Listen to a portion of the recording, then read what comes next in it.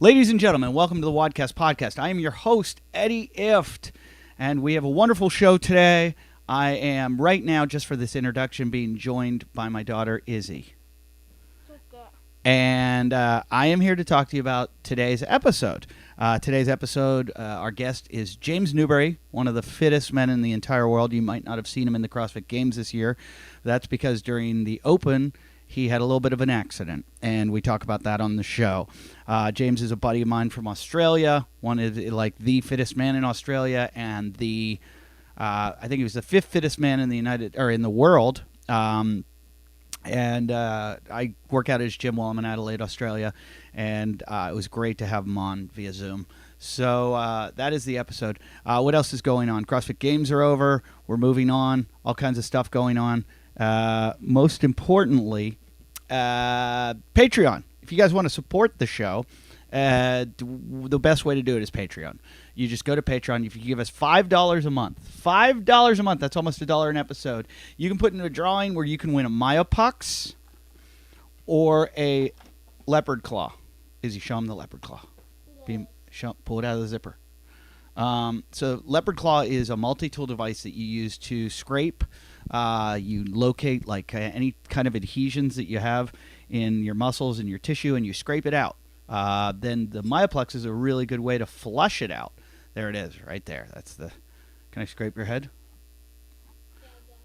And then the Myoplex, grab me that. The Myoplex is a really good way to flush any kind of the waste out into your lymphatic system. It's an electronic muscle stimulator. These are together they're like $450 or $400. I don't know how much. They're expensive. So, but you can give like $1 a month, and I can feed her. And like $1 a month, and you get these episodes. We're gonna start changing up the Patreon. I'm gonna start giving you new episodes, like the 30, 40, 50 episode, an extra episode a month. If you just exclusively for Patreon people. So check it out. It's wodcastpodcast.com/Patreon or patreon.com/Wodcast, I believe. Other than that, touring. I'm starting again. I'm going out. I'm going to be doing shows. I'm going to be, what have I booked so far? You're happy to know, South Lake Tahoe. I'll be up there at Harvey's Casino. Brad Garrett's in Las Vegas. I'm going to be touring there. I just booked Alaska. March, I'm coming to Alaska. What else is going on? Minneapolis in January. Scottsdale, Arizona in February. Chicago I'm booking. So I'm putting the dates in right now as we speak. I'm putting a whole tour together. My brand new album, Sweet Home Alabama, will be coming out in February, and I'll be touring to promote that album. And I want you guys to help me out and buy my album. I'm going to do a pre-sale before it even comes out, and then you guys can help me go to #1. I seriously think I can get my album #1 on iTunes, and I need your help. So please, please, please make that happen.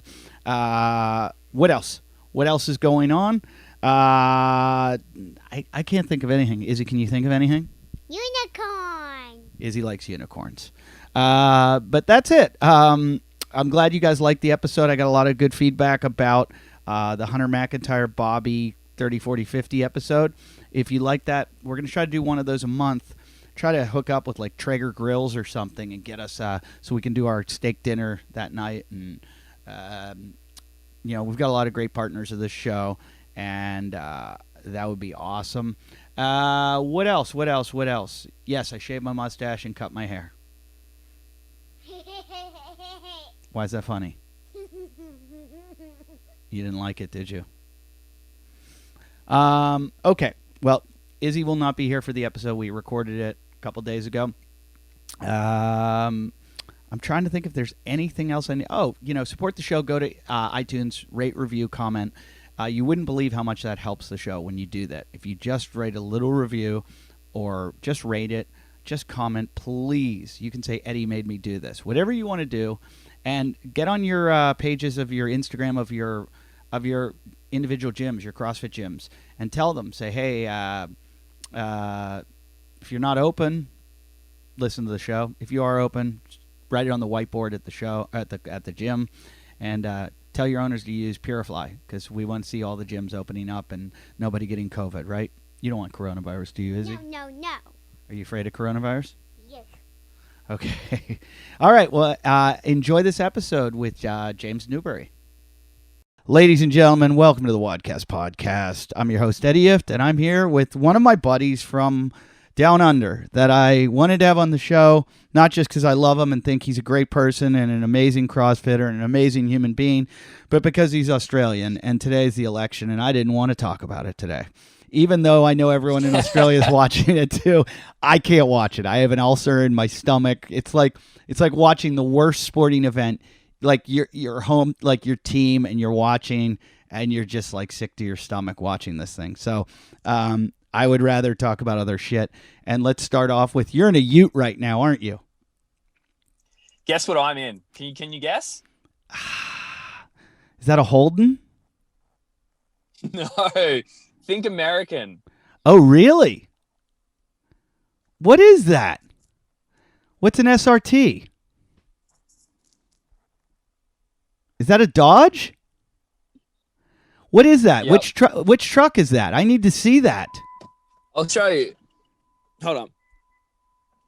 Ugh. Leave it to James One Newbury. sec. Leave it to James Newbury Oh, to get an American car shipped over to Australia.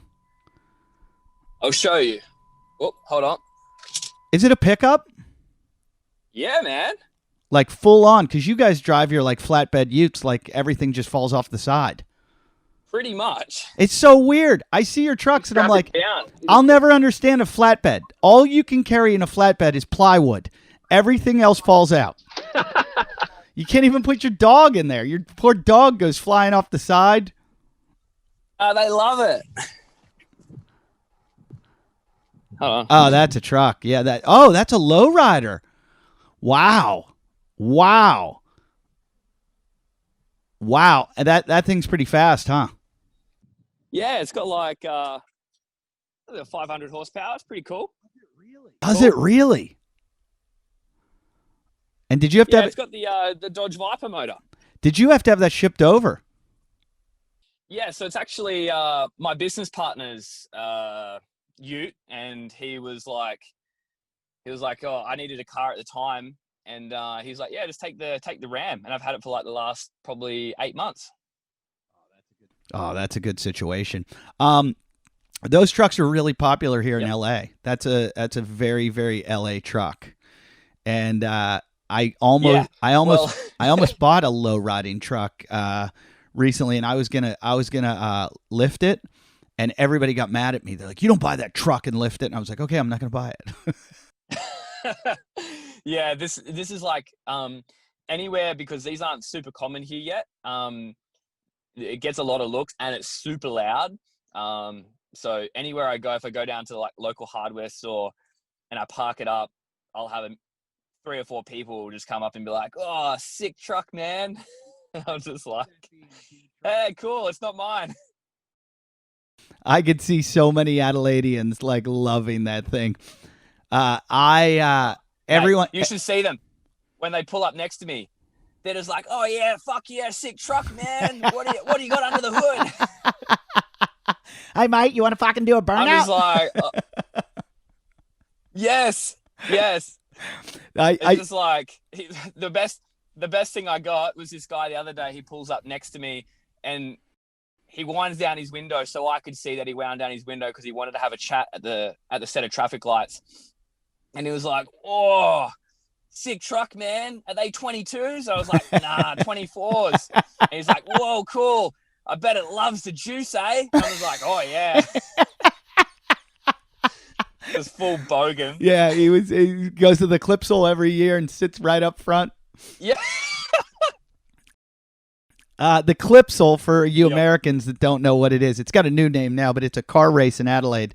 They close down the streets and have like comparable to like, they're like NASCAR type cars, but they've got turns in the races. And it's I think the car race is pretty boring, but the truck race is the best thing I've ever seen in my life. They have jumps in the middle of the street, and these cars go like 15 feet in the air and land, and so many of them flip over and roll. And I went crazy when I saw it, so much so that my PR agent that took me to the event contacted them and was like, "Hey, I've got this comedian, Eddie Ifft, and he'd like to, and they're like, yeah, mate, we'll fucking put him in and do a lap with him. And I was like, and she's like, they're going to take you for a lap. I'm like, with the jumps? And she's like, yeah, I don't know.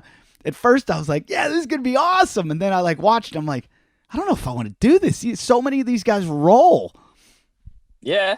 Yeah. They get messed up, man. It's it's hardcore. Yeah. But I when I watched, I was like, why do they even have the car race? The truck race is the whole thing. Oh yeah, or even they get all the local BMW dealership to donate a bunch of BMWs, and they just drift around the track. And last year they had 3 or 4 crashes. It was full on. I went go-kart racing and I didn't realize it was hardcore go-kart racing down in Atlanta, and I didn't realize it was what race car drivers practice in. And I've never not tried to win every go-kart race I've ever been in. I shit my pants.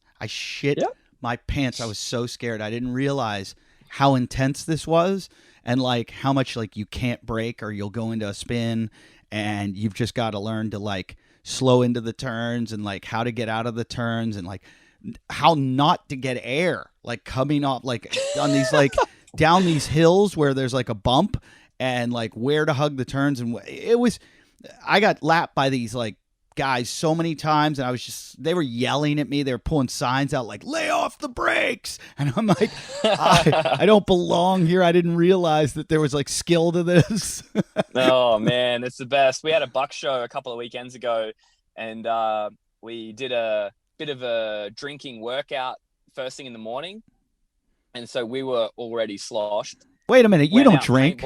Did you drink? No, I don't. But it was for a buck show, so and I'm part of the party, so I had to. Oh wow! And don't to say I had a great time. And we played some drinking games, and then we went and played paintball all day. And then we took an esky in the van that we all took out, and then we got absolutely hammered on the way from paintball over to the go-karts. And so there's 12 of us hooking around these go-karts, all completely blind drunk. They were supposed to test us before we went.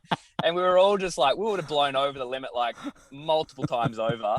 And in between every race, we had 3 races. And every time we had a break between the races, we'd go out to the car park, knock one back and go back in and then do another race. It was so full on, man. We definitely shouldn't have been on my old podcast. I wanted to do that. I wanted to take people and go do drunk go-kart racing, and it was hectic, and I never got a chance to do it. We ended the podcast. Thanks, Iz. Oh well, when you come back to Adelaide, make it happen. I definitely will do it. I mean, that sounds pretty risky, but I only have 2 children, right? And that's okay. Hey, Iz, can you stop playing with that, please? My daughter is in the bus where I filmed the show, and I see her touching buttons that control things. It's not funny. Stop. Okay, go back inside. Goodbye, and thank you for bringing me that. Do you want to say hi to James? Have you ever met Izzy? Yes. Yes, James has met you. You've been to his gym. Say hi. Hey, Izzy. All right. Well, Izzy got a good report card today at kindergarten, so congratulations. So he said congratulations. Okay, so you get to go back inside and play with Mommy, okay? She wants you to clean up, but it's boring. Well, get used to it. Hey, stop pressing buttons. Out. You want a timeout? Oh, please. Get out now. Please turn that off. Okay. Unbelievable. You want kids? I've got 2 dachshunds, and I have about 6 foster kittens. 6 foster kittens? What kind of woman are you? Turn that off. They're breaking. And turn that off. And then go play with fire. My God, she just left with leaving fans on, and oh my God, I had them all day today. 2 of them. You want to age quickly? You know when you see the president of the United States and when he gets in office, he looks young and ready to go, and then 4 to 8 years later, they've got gray hair. They've got a hunchback. Looks like he's about to die. Yeah, the stress. It just kills you. My kids, It's impossible. Anyway, so drunk go-karting. I've gone in a couple places. No. The place in Melbourne I got thrown out of because Arj Barker told on me. A comedian friend of mine that Arj from the festivals. But Yep. Arj, I take it seriously. I want to win. And Arj had the pole position because it was his birthday. And so it was impossible to beat him because he had the pole position. And I said to the guy that worked there, one guy, I go, what's the deal? How do you pass people? It's impossible to pass here. He goes, when they go in low around a turn and come out high, you go in high and come out low. And I was like, that's the secret. So sure enough, on the next round, I just whipped past him and gave him like the finger and was like, yeah, and like I got him. So then when I came around the next time, maybe I bumped him off the track. I don't know, maybe just a little bit. And he got out of his cart and told on me. He snitched. And that's uncalled for. They shut down my car, they do that. And they made me like come into the pit and they're like, you're out of here. You're dangerous. And mate, so every time they shut down your car, you're just like, I just want to freak out just because like you're either about to overtake or you've just made a good pass. You're about to get a, record lap and then they shut your cart down for someone who's crashed or someone who's bumped someone or whatever reason. Oh, just the worst. Okay, so important question. Don't you think go-karting should be part of the CrossFit Games? 100%. And not only that, but it should be more like Mario Kart where you can sabotage other carts. That would be amazing. Throwing bananas out and oil slicks and, bottle someone from across your cart. Just get a bottle and just smash it and then, I went in Vegas once, my younger brother, for his bachelor party, and my brother sucked at it. He was terrible. I think you're still there. Yeah. My brother sucked at go-karting, so he started like trying to sabotage, and he would literally just like spin out or something and then turn around and just start going the other way or just sit in the middle of the track or something. And one time I'm coming around a turn and I see him on the other side, like where I've got to go around a hairpin turn, and he's on the other side. And so I'm coming up parallel to him and I see him sitting sideways in the middle of the road, like spun out. And all of a sudden I see a car just T-bone him. And I can't see, but I see his helmet go flying in the air. And I thought he got decapitated. And I was like, and I have to still go around the turn to see. And he's dead. And I'm like, my brother's head just came off. And I come around the turn and he is sitting there with this look like, holy shit. Like it popped my helmet off. And I was like, stop fucking around. This is dangerous. That's shit. The best. Yeah. Well, in saying that, I will be testing to see whether my head stays on because fingers crossed, if Germany doesn't get locked down more than it already is, I'm going to be heading to Germany in 3 weeks to learn how to bobsled, and then I'm going to do a race. Are you learning to bobsled for Australia, or are you're trying out for the Australian team? Gonna try. Okay, that's awesome. Why do you have to go to Germany? Is that where your training place is? Yeah, that's where a training location is, and we have a driver who's already over there, and he needs a brakeman, like someone to push and someone to brake. Mm-hmm. And it just works out that I'm available to this one. I can go, like I'm free to go. And I got an exemption to go travel. So I'm going to head over, and I was originally supposed to be going over to do some driver training just as a backup, but we'll probably head over. I'll probably break for him for the whole week. And then we're going to try and look at doing a race. So in Winterberg, looking at doing a race in early December. So it's going to be like, hey, throw in the deep end, just push as fast as you can and then hang on for dear life. Yeah, but I got to think about this. First of all, you're like a top-notch athlete. Second of all, you're in Australia where I don't think there's a lot of guys in their backyard practicing bobsled, so your competition level is probably not. I mean, there are probably a lot of footy players that like think about it and want to do it that are fast, but you got to have power and speed. You got to have that like combination. Yeah. Well, I got introduced to some of the lads that have been doing it for the last few years. All really good lads, super mega strong, fast on the track, and I guess for us, it's like. Bobsled is like, I guess, like a B tier or C tier type of sport. It's not we don't have any tracks here or anything like that. So it just so happens that everything that we kind of train for, which is, power and speed and, take away the endurance side of things, it actually kind of fits down to the roots, because I love sprinting. We do sprinting like I do usually the athletic season most years here. So we do a lot of sprinting, and we usually particularly work on, up to 60 meters in particular. But then we're also doing lots of power cleans and heavy back squats as well. So, that's basically what you specifically train for bobsled, is having strong legs, having a big power clean, and then making sure your 30-meter time is like on point. So yeah, we'll see how it goes. Just a bit of extra fun, something to do. And, if, I'm not there to push anybody out of a team, but I'm just there to have some fun and to learn and to do something different. Keep me on point. Sounds like an unbelievable opportunity. And I would kill to get in the back of one of those things and just hold on for dear life. Mate, when I saw it go down the hill and I was watching the speeds that the guys are doing, I was like, that's it. I want to have a crack at this. We've had a couple of them on the podcast in the past, some that have done CrossFit, and like Ryan Fisher, Ryan Fisher used to do skeleton, and which is psychotic. Anyone that does that, there's something wrong with them. But bobsled it's dangerous. I've seen it. I grew up skiing and would be at these mountains where, they trained, and I used to do like ski camp and stuff, and you'd see the bobsledders, and it was just like, I don't have the balls for it. I'd do crazy shit on skis, and I was looking at them. I'm like, no way, man. The speeds you're hitting. And what's the size of those guys? Because I remember when America at one point, when we were like, we're going to be the best in the Olympics, and we went out and got like Herschel Walker and all these like top football players to come out for the team and sprinters. And I wondered, like, what's the combination of like, CrossFit, we know you got to be 5'8", 195 pounds, but what do you have to be for bobsledding? Well, I think it really depends in a 2-man or a 4-man sled. I'm thinking like the guys in the rear are usually up around that 100 kilo marks, that 220 pound mark. Really?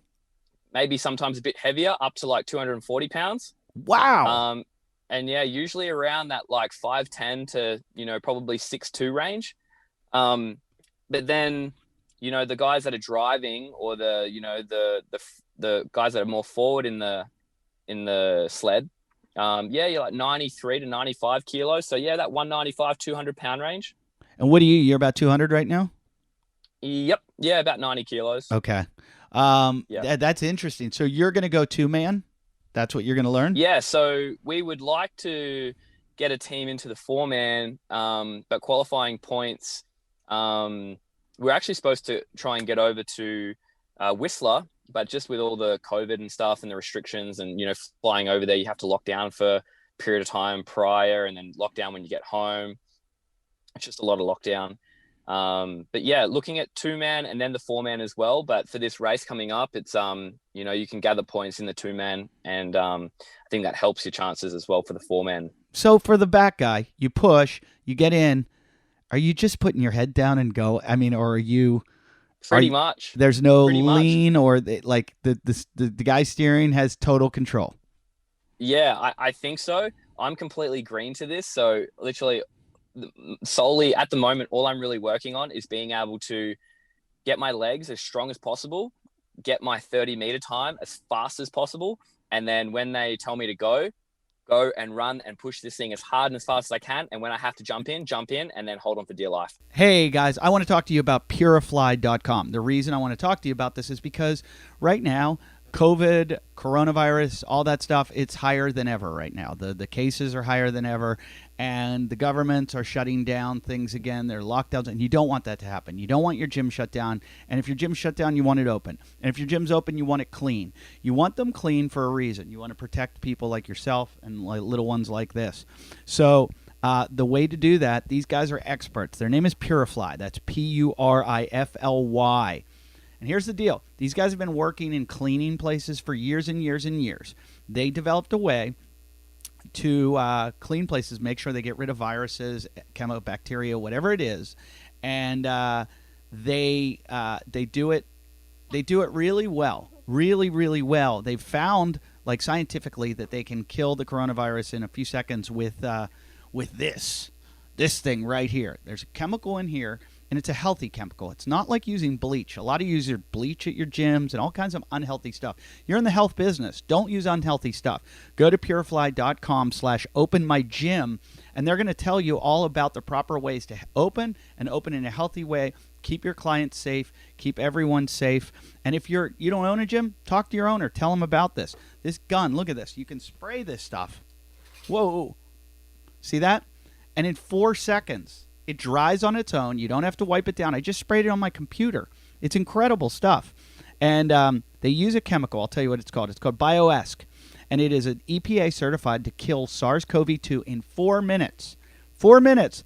No PPE required. You don't have to wear masks. You don't have to wear anything. It's non-abrasive, non-corrosive. You don't have to wipe it. You don't have to rinse it. None of that stuff. It has no harsh bleach-based chemicals. It's safe, fast, effective. It's the leader in disinfecting. And here's the deal.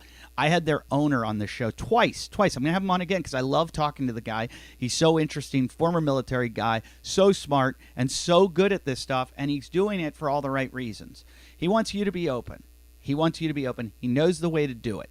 Look, CrossFit gyms are not the biggest market in the world for somebody. He's in the hospital business. It's much more important. There's a lot more hospitals. There's a lot more need there. But when it comes to CrossFit gyms, this was a great idea, and I'm telling you because I know you need it. You want to open, this is the best way. Class is over, boom. You walk through the gym, you spray everything down. 4 minutes later, next class, you're fine. No one has to worry. Everything's been cleaned. If there was anyone with a virus in the class before, boom, that stuff's out of there. Okay, so do me a favor. Go to purefly.com/reopenmygym. That's Purefly, PURIFLY.com/REOPENMYGYM. Okay, purefly.com, reopen my gym. Do it. He's got a manual there to tell you how to open. He'll tell you what chemicals to buy. You can order the gun from there, all kinds of stuff.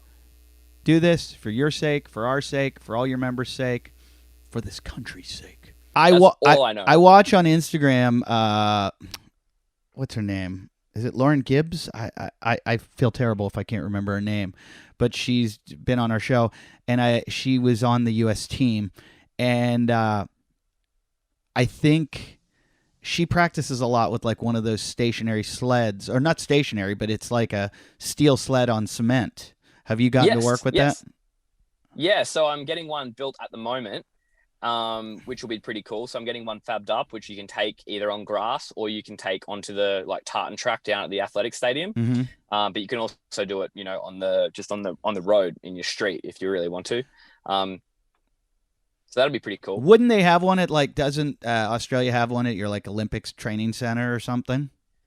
They definitely do at the Queensland Academy. Mm-hmm. But you have to duck up to Queensland to do that. That's where we did our testing. Mm-hmm. So we went up there and did some just basic tests like strength tests and power tests and all those. And they have one up there, but they only have one there because they had it like fabbed up, and you basically take it and then you store it there and you can use it. And were take it wherever you you doing as well or better than the guys up there? Yeah, probably just as well. Okay. Yeah, just as well. Obviously well enough to go to Germany and do it.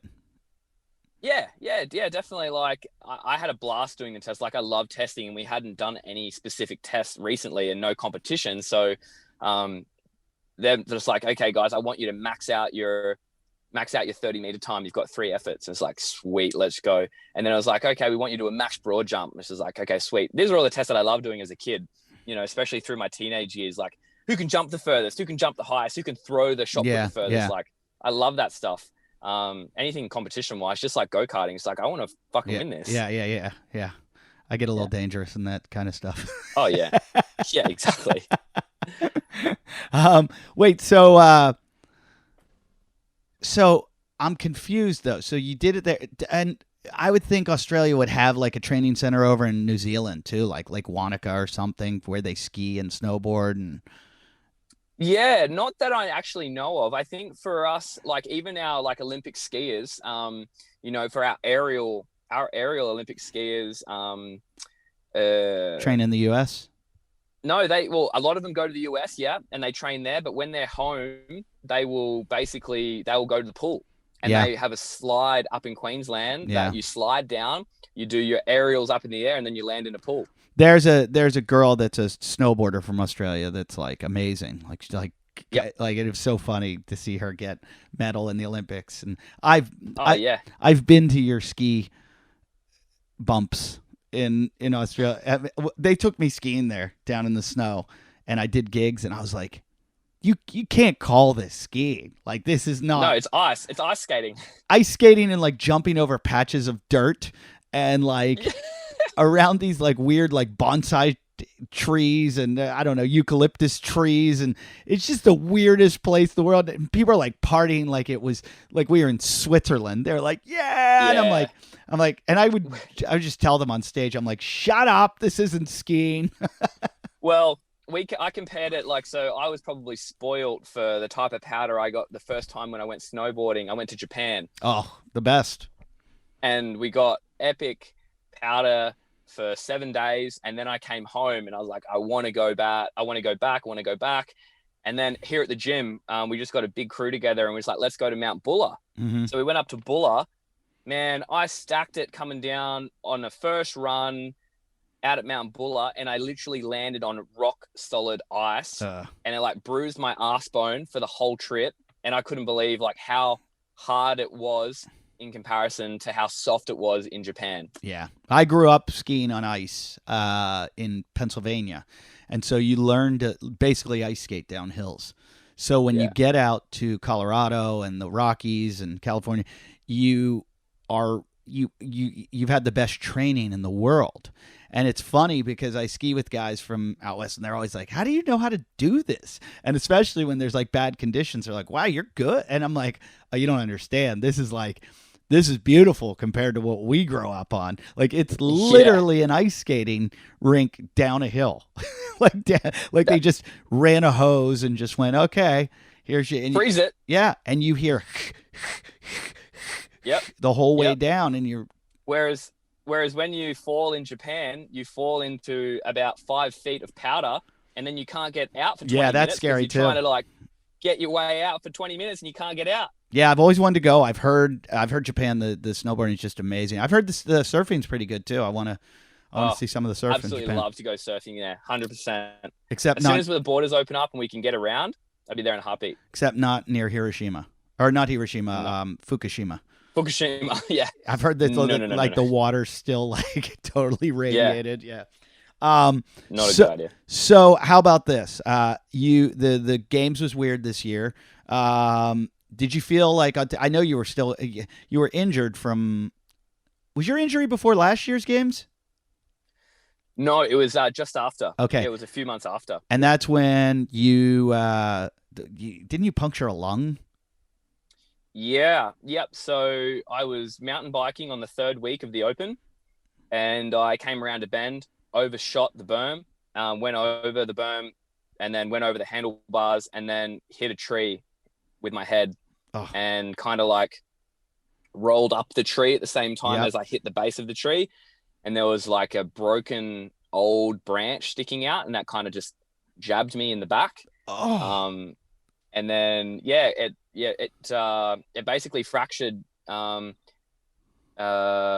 T3 spinal processes. So they knocked those, the shark fins on the back of your spine. Yes, those little things.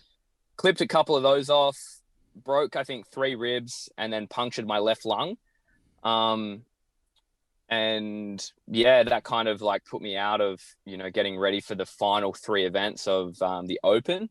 But I had I was a bit annoyed about that, but kind of saw it as a bit of a challenge. Like, I had the IronMan that I was getting prepared for at that same time as well, 5 weeks later, that kind of took over priority, knowing that I couldn't lift any weights or anything. So I was like, look, I'm going to try and heal this as fast as I can. And basically just focused for the last 5 weeks just on riding my bike, trying to get back in the pool. So wait, so this is for the 2020 or 2020 games. The 2020 Open, you get knocked out after week 2 that you can't even finish. So then you don't even do the next 3 events. No. And then No, I couldn't lift any weights during that period. They were just like, look, you're not going to do anything for 6 weeks. And I was like, fuck that. I'm going to be doing plenty of stuff over the next 6 weeks. I just won't be able to lift. So I was just like, instead of focusing on the open, I'll focus on getting prepped for the Ironman, which was the first week of December of 2019. Which Ironman did you do? Did you do the Queensland one? No, I did the Bustleton, Perth. Okay. Ironman. And so I just got prepped for that, did that instead. And then as soon as that was done, I then took a week off in Bali. I did a 7-day fast in Bali, and then came home and then started training for a competition at the start of February, which would have been our sanctioned event, to try and qualify for the game. So I ended up going there and competing there, and I came second. So I didn't get a spot to compete on the online competition. Because you needed to get first? Yes. Wow. Yeah. That kind of sucks. And then the week after that, I was supposed to fly out to Egypt and compete in Egypt for another sanctioned event, but that was the week that everywhere started getting locked down due to COVID. So I didn't get another opportunity to try and qualify. Oh yeah, because I came in, I was working out in your gym, and you were away. You were in Bali, I remember, when I was in Australia. And I was there right. I kept telling my promoters, I got to get the fuck out of here. And they were like, no, you'll be okay. And my wife was like, just stay. And I'm like, I'm telling you, they're going to lock things down. And they're like, no, they're not. No, they're not. And I'm like, I'm getting on a plane. I left a week early. And it was funny. After I left, the whole place like shut down. Nobody bought tickets to any. So I wouldn't have been selling tickets anyways. I would have just been sitting around stressing if I was going to ever get home. So it's a good thing I left a week early. But I remember you were gone because I was talking to your dad, and it all starts. It all blends together for me. I've been over there so many times, and I just forget what year, what season, what. But that's unbelievable that after. So how long did you have to heal before you did the Ironman? So I had, so basically 5 weekends after I fell, we were competing. Well, we were getting on the start line. Wow. So I was just like, oh, well, if I can't train as much as what I want to, then I'll just use that time to put as many different healing practices, back to back as I can, and try and get it healed as fast as possible. So what all did you use? I was in hospital. Sorry? So what was your healing protocol? So basically 5 days after the accident, I got out of hospital. No surgery? No surgery? No surgery. There was all the vertebrae were non-displaced, so no surgery. They thought they may have had to do a quick surgery to get the air out of my chest cavity. There was a bit of air leaking into my chest cavity. Fuck. So they were worried that it could collapse my lung. But luckily that didn't happen. So basically the day I got out, the next morning, I sat on the bike, the indoor trainer at home for an hour, and just ticked my legs over really slowly for an hour. And then the next day I did 2 hours, and then third day did 3 hours, fourth day did 4 hours, fifth day did 5 hours. And then after that, I was like walking like along the beach, doing lots of that type of stuff, getting in the ocean, getting lots of sunlight, getting in my sauna like twice a day, getting in the float tank, sleeping extra, eating really good food, making sure I was super hydrated, lots of breath work, lots of nasal breathing, trying to oxygenate my system as much as possible. Visualization in the float tank, just like trying to picture it healing, all that type of stuff. By day 10 after the accident, I was back in the pool. I was running. And yeah, like I think on day 11, I did a 3-hour mini triathlon at a slow pace. It was an open water 3K swim. It was like a 2.5-hour bike ride, and then it was a 1-hour run. And that one felt pretty good. The worst thing was the jolting of the running on the back. I was just going to say, yeah. Yeah, that was probably the most painful, but I could swim pretty well as long as I kept nice and flat and didn't rotate too much. And then I went back for a rescan on my back at the vertebrae and my ribs on day 15. And yeah, they said they couldn't see any more fractures. So they said it looked like it had healed. Yeah, it takes about, well. I was surprised at that when I broke my elbow. They said about 2 weeks, your bone will heal. Yeah. And it was good to go after, 15 days. How do they, when your lung deflates, how do they inflate it? It's like a balloon? Do they, and yeah. Well, I think they call it a pneumothorax, where you've got the leaking of the, basically the air into the chest cavity, and they have to drain that air out of there. And that, hopefully, reinflates the lung to take up that space again. But I actually felt something happen at one particular point. This was day 10. I went into the ocean, and I was getting in the ocean like 2 or 3 times a day, which is really close to my house. So it's kind of perfect. And I just sit out in the water. And we have no waves down by the beach that we're at. I know. I know. During most of the year. So there's no waves there. And so I went out, and I'm like walking out in the water. It was a little bit chilly. And out of nowhere, this rogue 2-foot wave comes rolling in, like out of nowhere, like just some bomby. And I'm looking at it just thinking, what the heck? And I looked back at Kayla, who's on the beach with the dogs, and I'm looking at this wave, and I can't move very fast at this point. Like, I can't twist or throw or, run or do anything properly. Might have been day 9 maybe. And then I'm looking at Kayla, and it's like, fuck, I'm just going to have to take this wave, just sink with it and like not let it move me too quickly. And as it hit my chest, it kind of like dragged me underwater. But as it dragged me underwater, it made me take a really sharp breath. And at that point, I couldn't take more than like, a 30% breath in. It really hurt my chest. I get this really sharp pain in my chest. And it did it. And as soon as the wave hit me and I had to take this sharp breath in to go under the water, it's like the cold water hit me at the same time. And I felt a big pop in my chest. It was like almost like someone had, when you get a back adjustment and your back adjustment pops? Yeah. It was like that, but in my sternum. And it literally went from like 30% breath capacity to breathe in to 100% back to normal. Wow. In like split second. Wow. That's weird. Yeah, it was super interesting. It's either like... Did you ask a doctor what it could have been?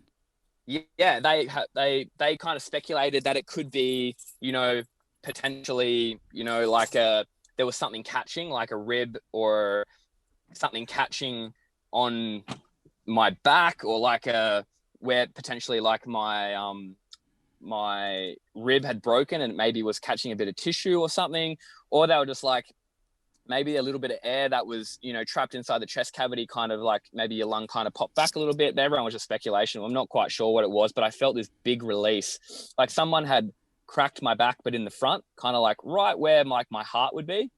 And yeah, I instantly went from like half breath to like full 100% breath. It felt so good. It was like the biggest like satisfaction ever. Hey guys, I want to talk to you about Inside Tracker. Inside Tracker. Am I recording? Yes, I am recording, guys.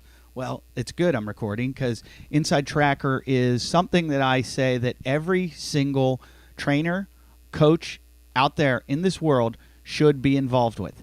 And I always say, you need metrics. You need ways to say, this is where you stand. The old way was, how much do you weigh? You get on a scale and you get off a scale. And that was your way of doing it.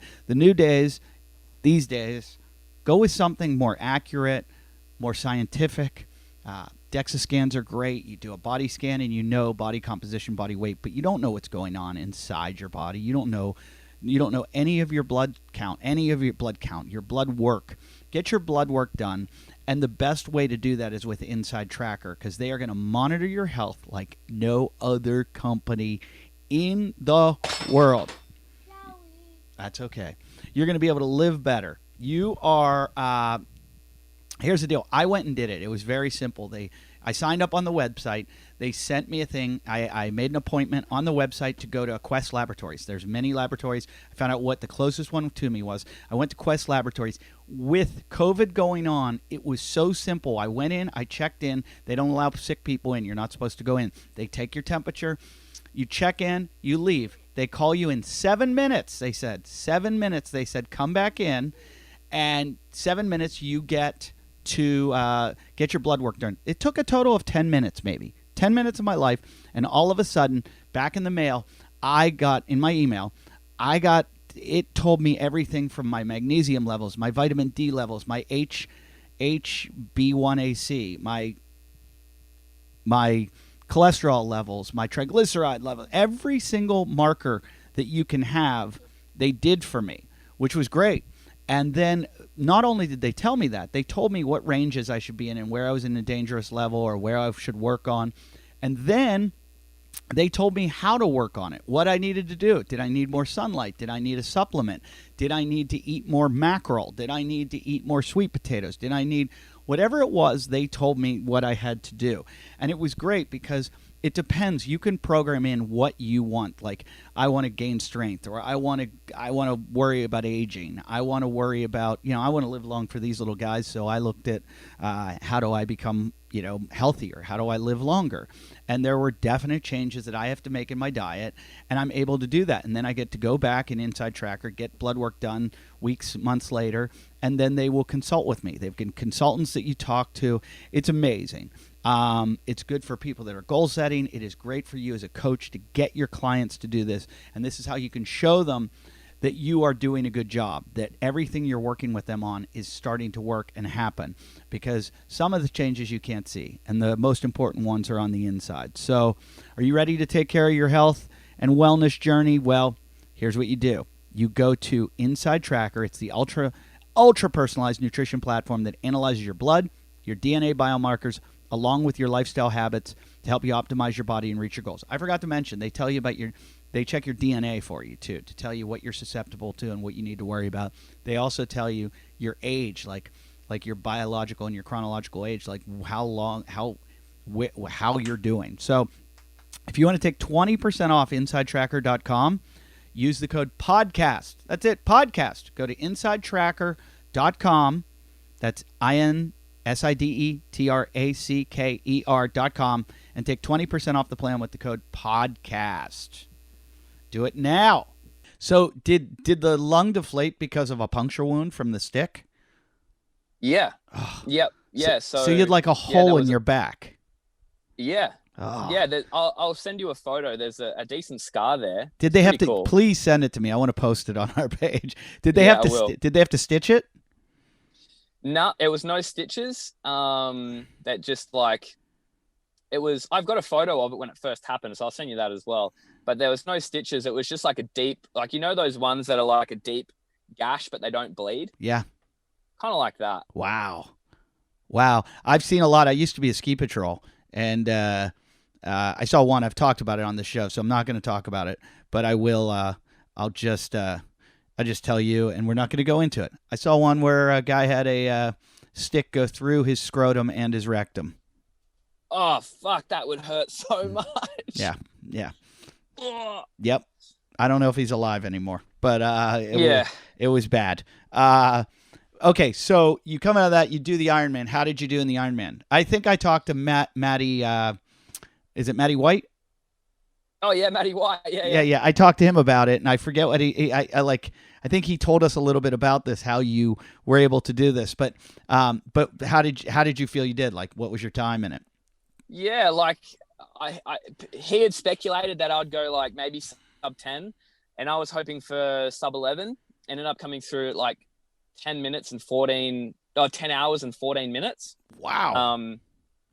So I was happy, but I was really pumped to try and, like, when I was looking at my watch and looking at the time, I was like, fuck, I could go under 10 hours here. And if I went under 10 hours, I would have been like over the moon. I was happy with my time. Like, don't get me wrong, but I think if I was to do it again, I would definitely be gunning for that, 9:45 mark. What are the winners doing it in, like 9? So in the pros did that one in like 7 hours and 50 minutes. Oh, okay. And then age groupers, I think the fastest age grouper, which is kind of like, guys like me and you having a crack, around the low 9s, high 8s, okay. I reckon. So I think if I was to maybe drop maybe 10 kilos or somewhere around there, 8 kilos, and then, focus on triathlon. That was my next question. I want to know how much weight you lost to do it. I only lost about probably 3 kilos. Wow. And that was pretty much only due to the fact that I wasn't lifting for that last 6 weeks. So at the point of the accident, I was still 88 kilos. And then, after not weightlifting for 6 weeks, I was down to 84 kilos, 85 kilos, did the race at about that weight.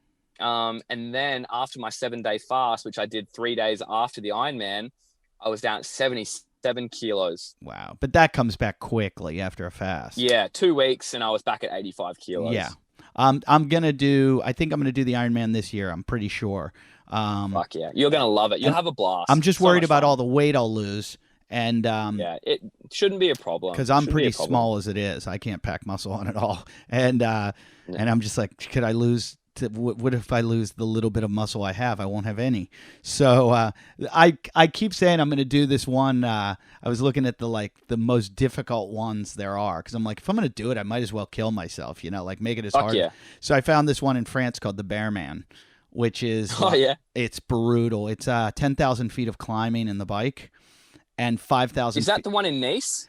Yes, I believe it is. And then there's the Norseman, which is they say the hardest one. But I don't want to swim in 50-degree water. I just I hate cold water. If you go do it, I will come and do it with you. Are you serious? I think man. well, here's the thing. They only accept 200 people to do it, but it's randomly picked. So we just have to try to get in. And apparently our case. It's brutal, and they've got a lot of cutoffs. Like the cutoff's 2 hours, I think. And then, or is it 1 hour? 1 hour. No, it might be 2 hours. 2 hours. 1 2 hour hours. is fairly fast. 2 hours. I think 2 hours. Yeah, 2 hours is the cutoff on the swim.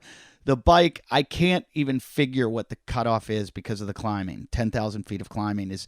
That would be crazy. I've never even come close to that. I do a 30-mile ride in my backyard a lot, and it's probably like it's like 3,000, maybe 4,000 feet of climbing. And I got to walk a lot of the climbing. And I'm like getting off, because it's all mountain biking. And it's just, I feel worse than if I go out and run it. I feel worse from the bike. And I've talked to my friend I've talked to a friend who's done 1 million Ironmans, and he's like, the bike will break you. The bike is what puts you in a world that you've never been in, a world of hurting. And I was like, that's the one part I thought. If you ever want to do a really flat course, come and do Busso. I'll definitely do that one again, because that's like the flattest course. I think there's maybe 50 meters of elevation through the whole 180 Ks. Oh, wow. Wow. It's great. What were you maintaining your speed at? I held an average of 37.6 kilometers an hour. 37.6 kilometers?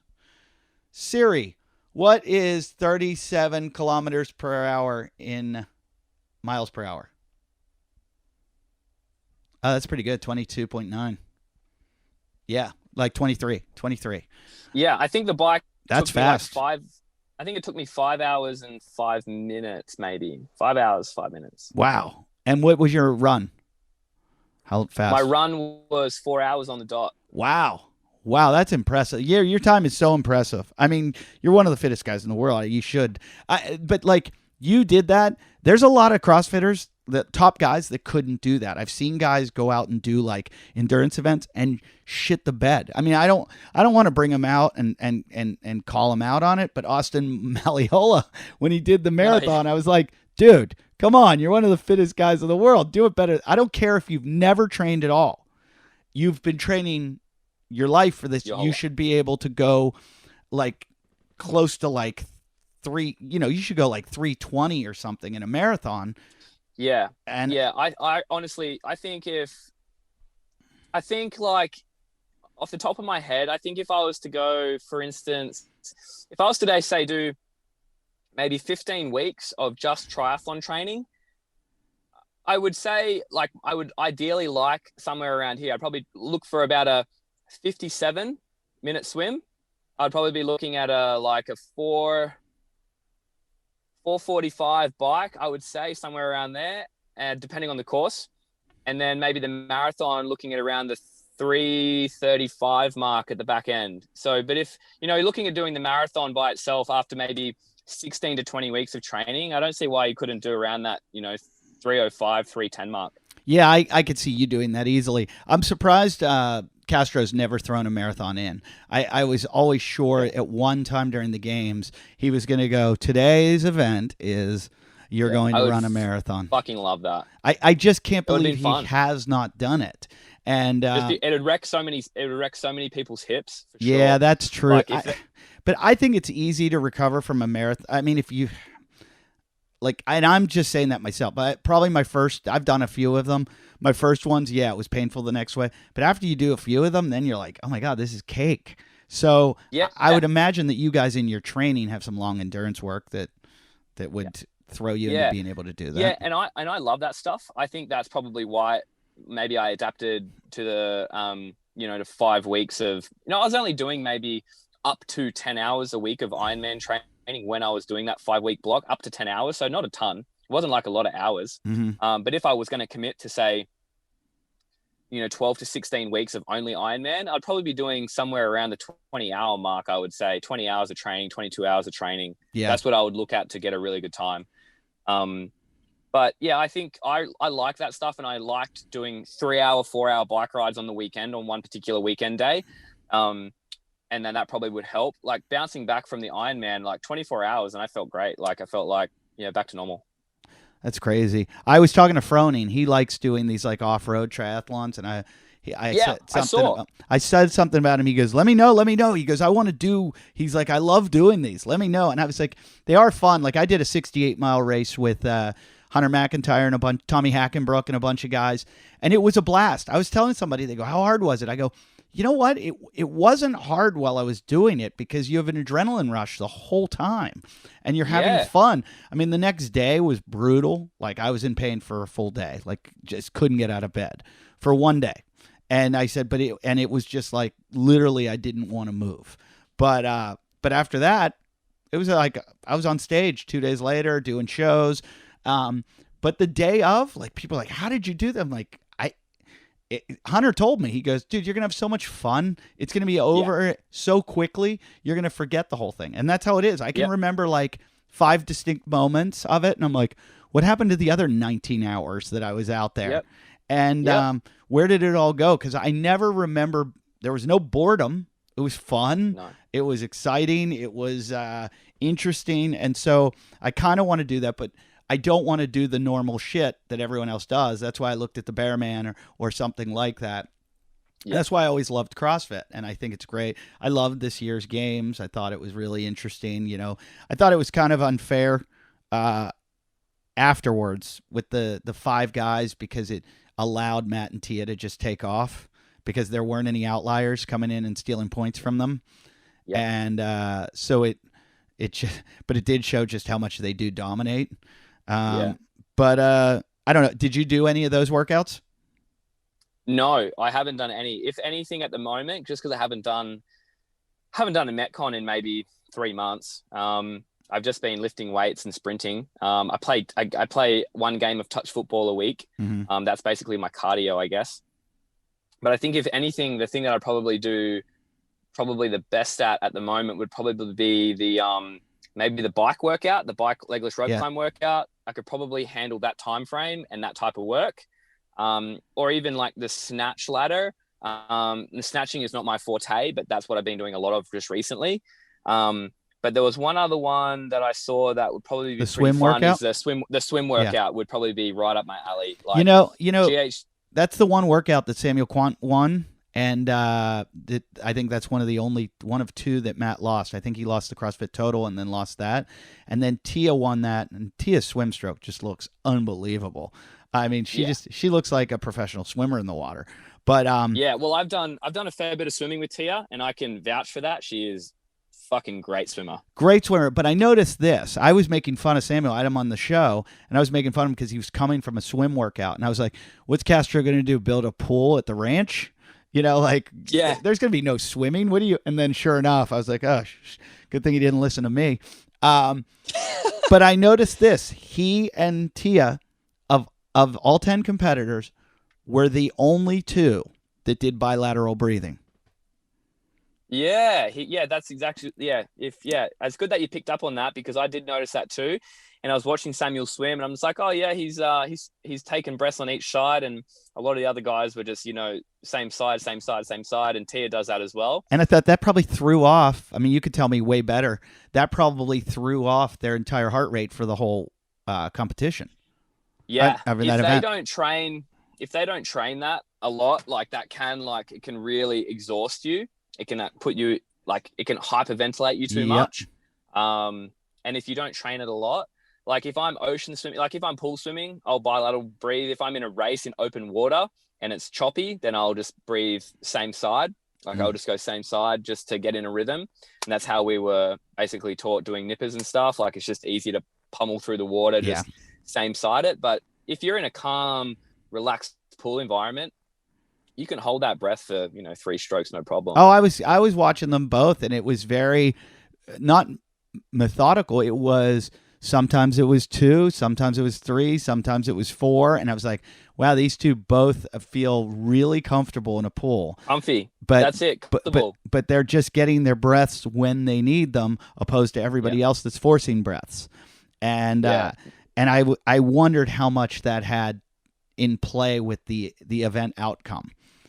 Yeah, well, it's also probably a good way to look at, the type of training that they do. And they're the top 5 best in the world.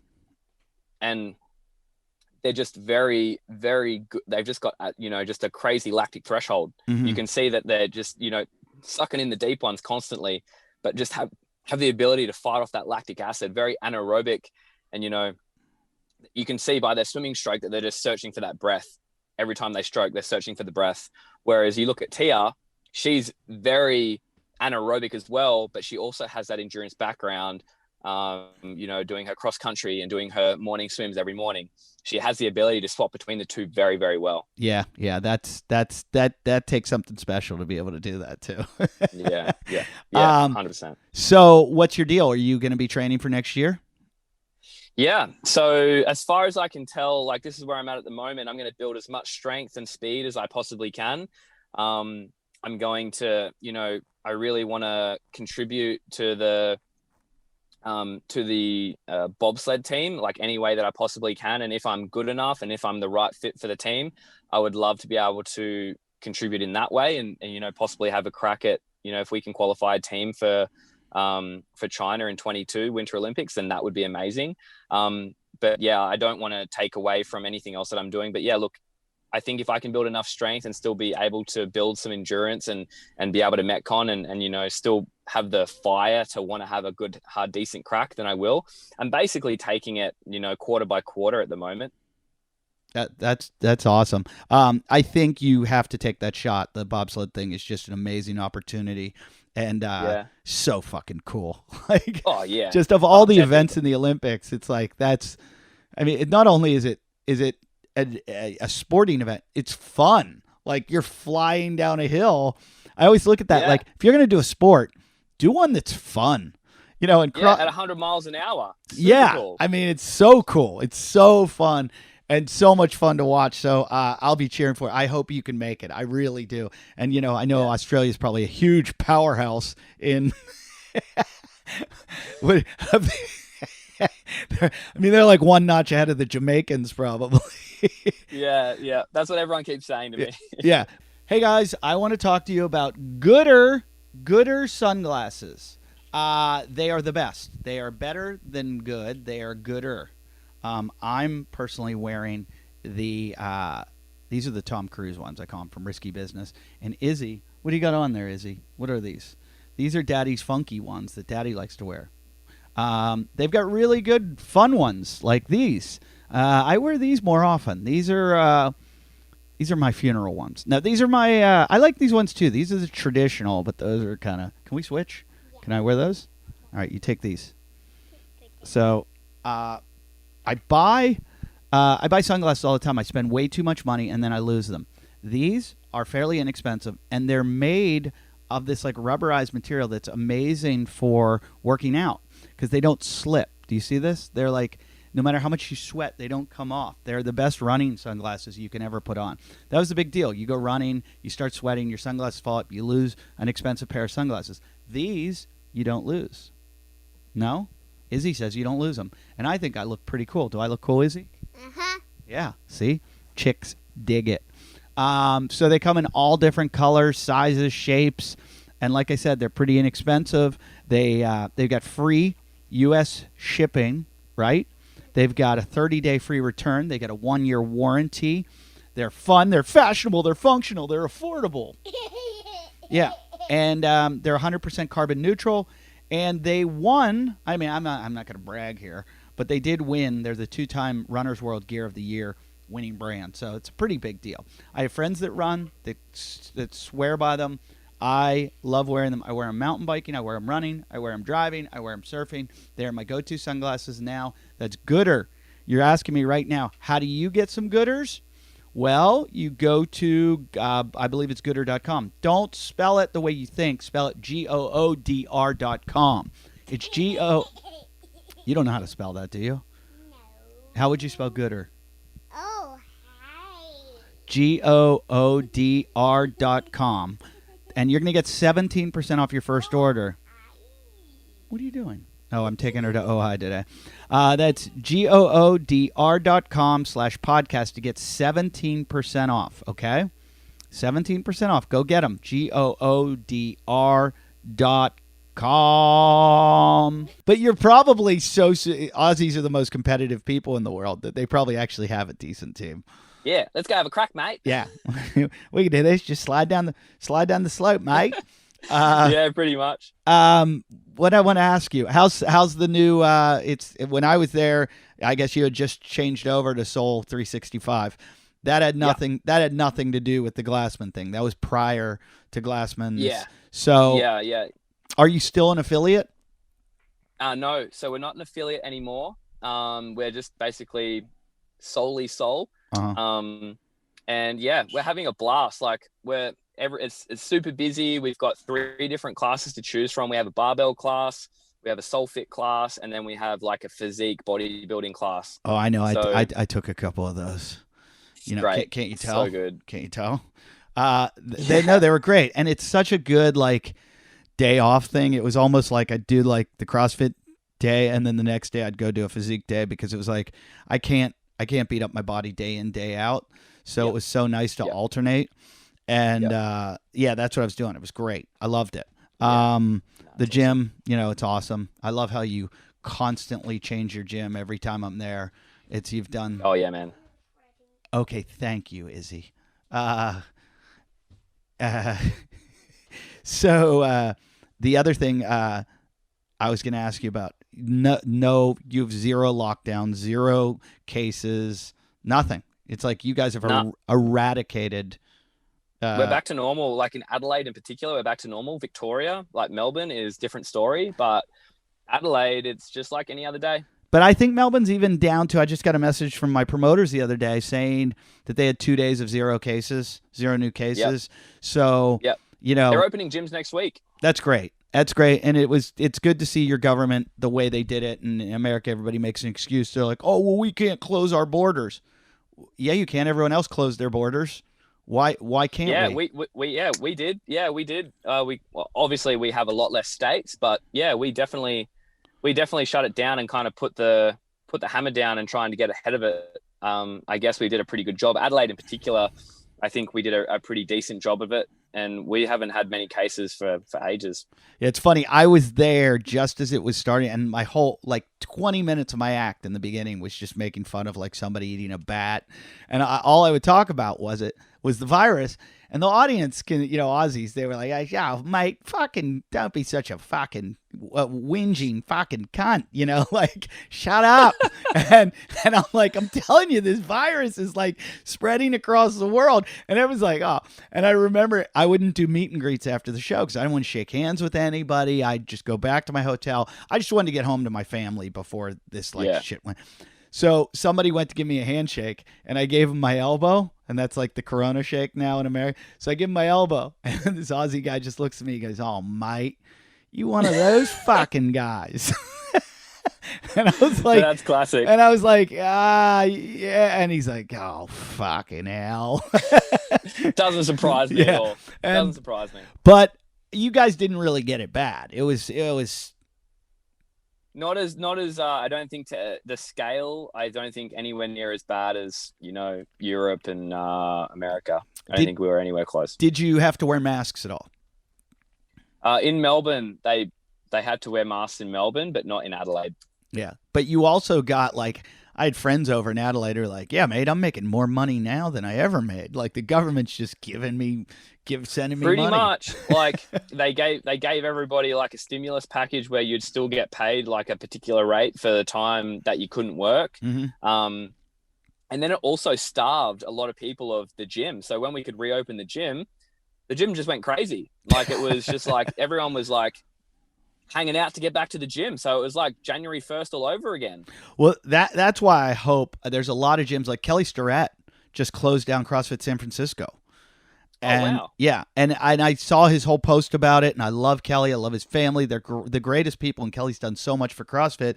But it was just the stress that it was putting on him and his family because, they're not opening anywhere, especially California.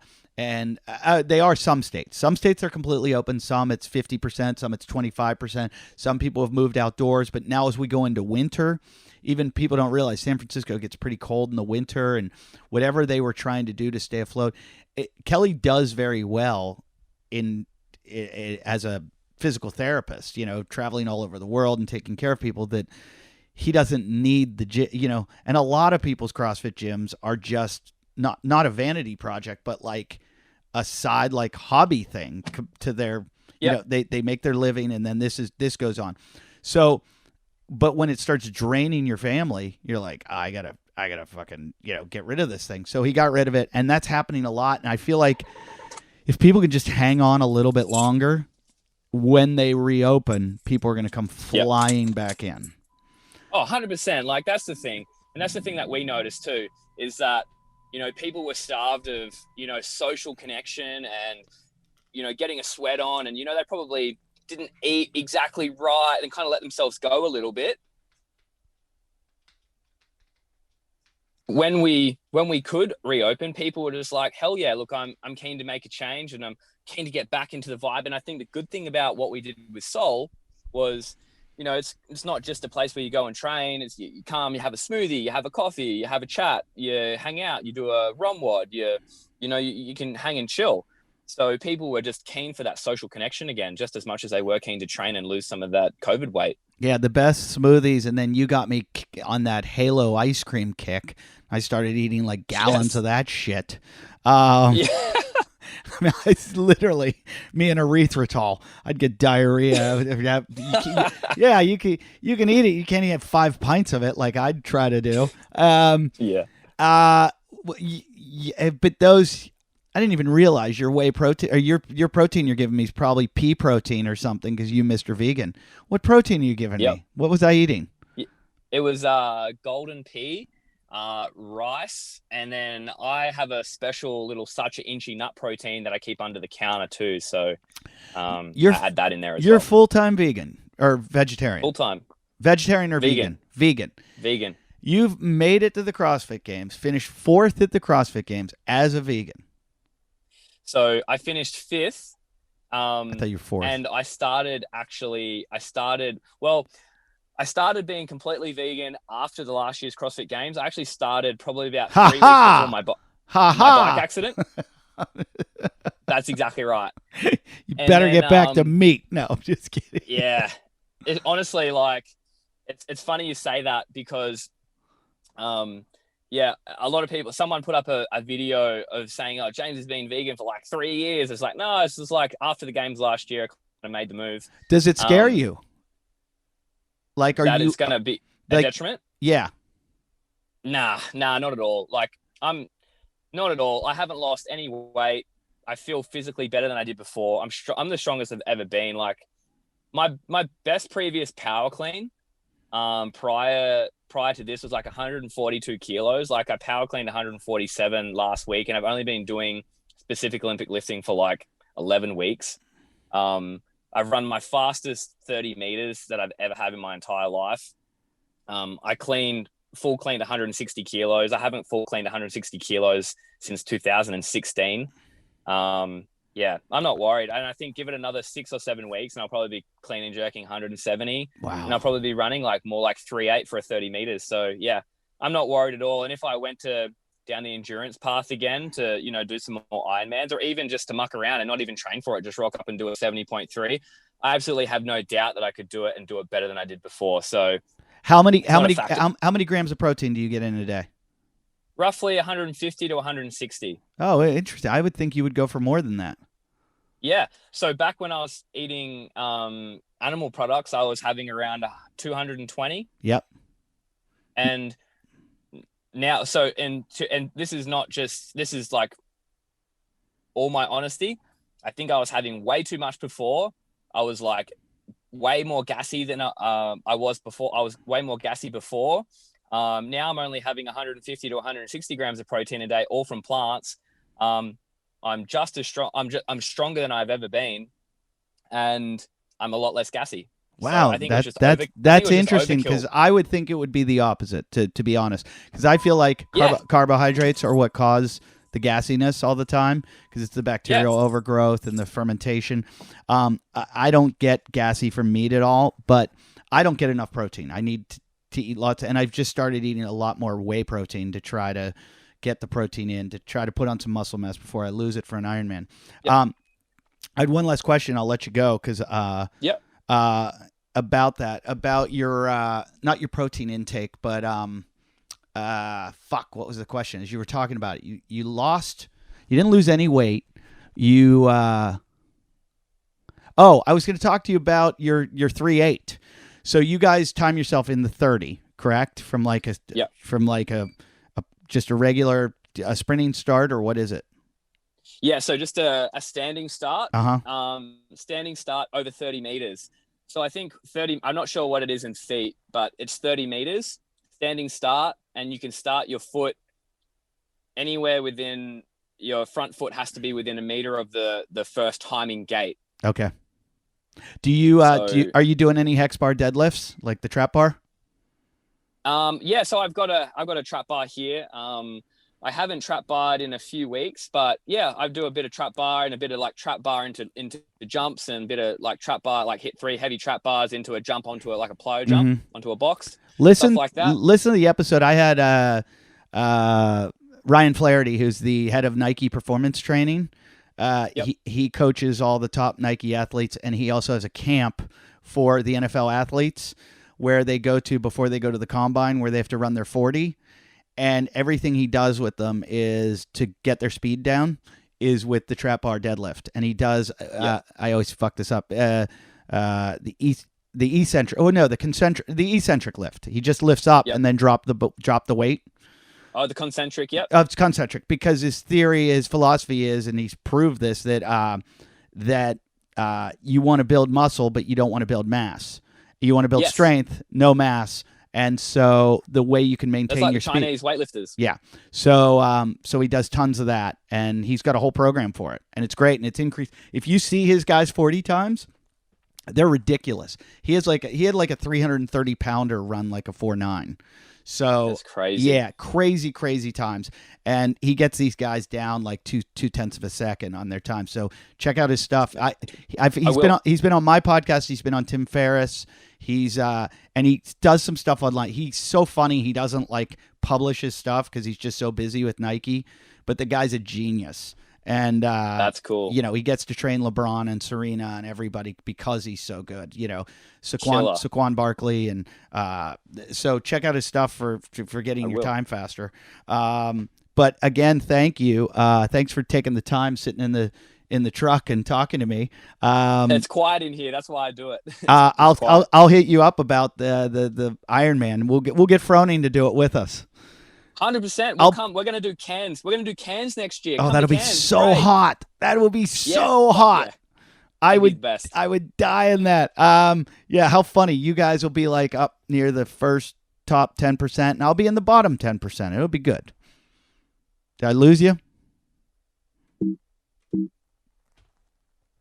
All right. Well, I think I lost James, but we were going to end the show anyway. So, Thank you again to James Newbury. I'll send him a message. Great guy, great gym, great group of people there. I like to work. I work out there when I'm in Australia. I spent a month at his gym, and they couldn't be more hospitable and wonderful guy. One of my favorite guys in the business and in the sport.